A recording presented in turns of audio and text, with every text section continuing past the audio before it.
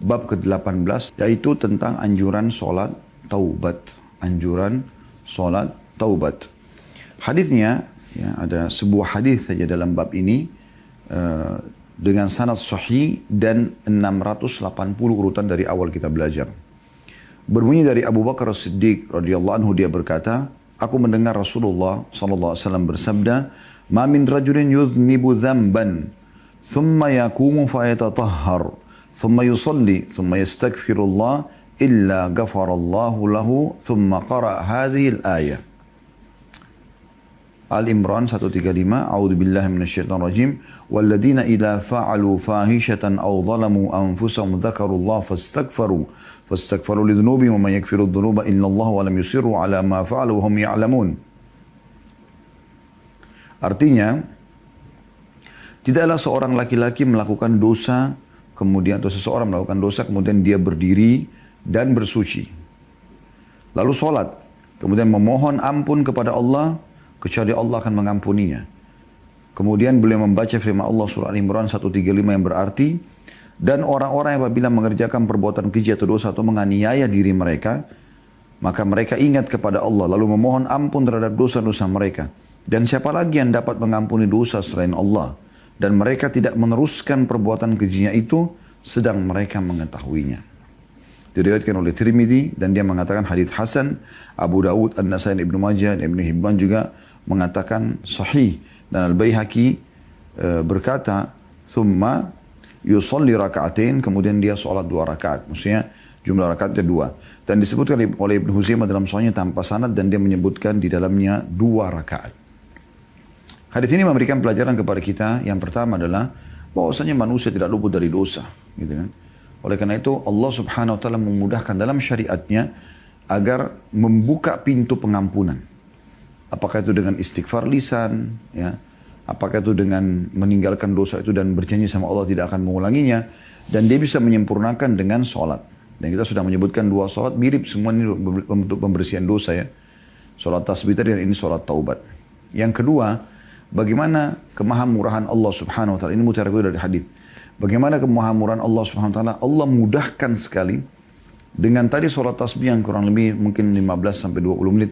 Bisa dibersihkan semua dosa kita, ya, seluruhnya tanpa terkecuali, termasuk kecil dan besar.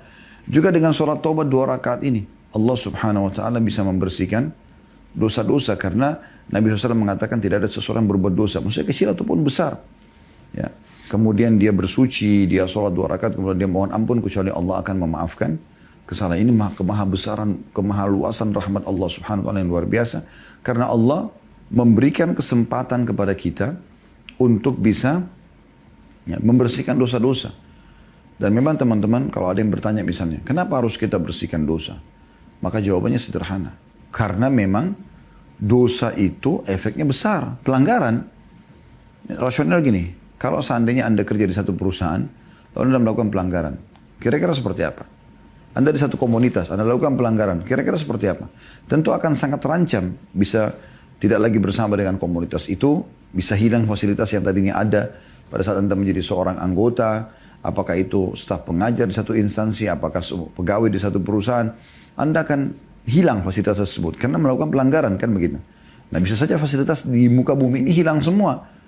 Allah berikan Anda oksigen gratis, mata Anda bisa berfungsi, ya, gratis, telinga bisa mendengar gratis, semuanya ini Allah berikan kenikmatan yang luar biasa. Nah, Allah bisa angkat semua itu.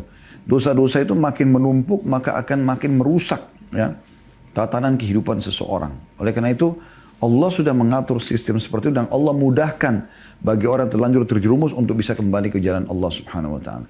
Dan ini kemudahan-kemudahan yang luar biasa yang jangan sampai luput di antara kita, ya. Orang yang bertanya lagi, apakah saya boleh sholat taubat setiap hari? Maka Anda lihat, kalau Anda buat dosa, Anda silakan lakukan. Ini kemudahan dan tidak perlu kita patok, oh enggak, jangan tiap hari. Enggak, mungkin ada orang yang memang dia khawatir setiap kali dia keluar rumah, dia tahu dari rumah ke kantor dosa-dosa, dari rumah ke pasar, dari rumah ke silaturahim keluarga, dia bisa ketemu sama orang, dia berbuat dosa dengan penglihatannya, dengan pendengarannya. Sengaja atau tidak sengaja, maka dia butuh untuk membersihkan dosa supaya dia meninggal dalam kondisi bersih dosa-dosanya, maka itu sangat baik, gitu kan? Nah, kalau ada orang tidak mau mengerjakannya, nantilah mungkin sepekan sekali, itu hak dia. Tapi khusus sholat taubat beda sedikit dengan sholat tasbih. Kalau sholat tasbih tadi ada tekanan dari Nabi SAW, Ya, anjuran agar setiap hari sekali. Tidak usah lebih dari itu, 4 rakaat saja. Kemudian kalau tidak bisa maka sepekan sekali, kalau tidak bisa sebulan sekali, kalau tidak bisa setahun sekali, kalau tidak bisa sekali seumur hidup. Tapi kalau sholat tobat tidak ada. Intinya kapan merasa berbuat dosa, silakan lakukan sholat tobat tersebut. Tapi sama kaidahnya teman-teman, kita menghindari waktu-waktu yang diharamkan untuk sholat. Yaitu lepas subuh sampai terbit matahari dan lepas asar sampai terbenam matahari. Allahu a'lam.